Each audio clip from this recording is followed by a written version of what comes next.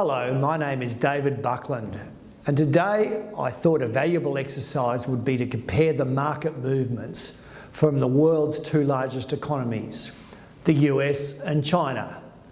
The US S&P 500 is near its all-time high as it approaches 3,000 points. Meanwhile, the tariff war between China and the US, which is now hotting up, seems to have had quite a significant negative effect on the Chinese share market.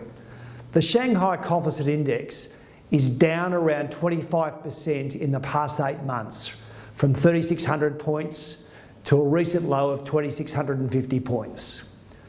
As illustrated, the Chinese market has underperformed the US market by 25% so far this calendar year.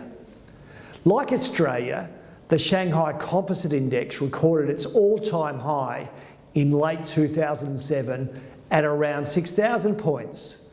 So the Chinese market today is less than half of what it was 11 years ago.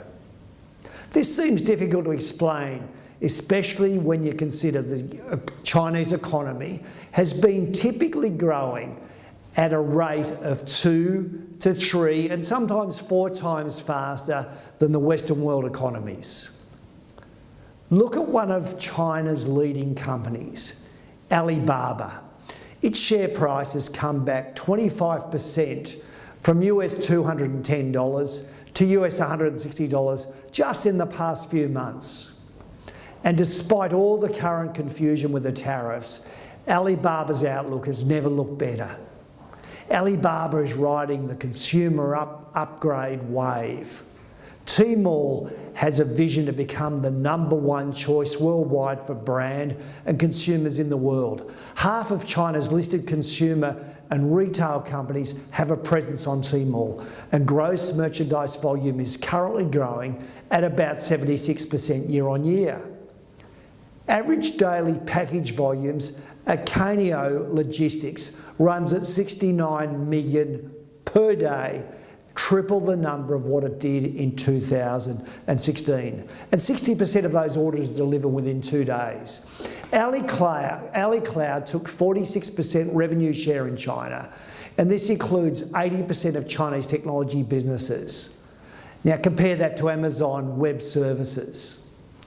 China's share of the global cloud market will increase from 5% currently to over 20% over the longer term, and this is a great tailwind for AliCloud. AliCloud has built infrastructure in 49 countries, and through many of its big brands, it now services over 100 million consumers outside of China. So the company is becoming a true multinational. Alibaba's earnings forecasts over the next 2 years are pretty exciting. Revenue is expected to jump from $60 billion US to $110 billion US. EBIT is expected to grow from about $10 billion US to $25 billion US. And despite strongly growing cash holdings, its return on equity expected to hit 30% in the next couple of years. At the current US $160, Alibaba has a market cap of a little over 400 billion US, an enterprise value of about 375 billion US, and I think it's selling on about 15 times EBIT based on the year to March 2021. So I like Alibaba at the current share price. I think it's got very good prospects. I think it's a multinational that's going places, and I think it's got great optionality. Thanks very much for your time. Please continue to follow us on Facebook and Twitter.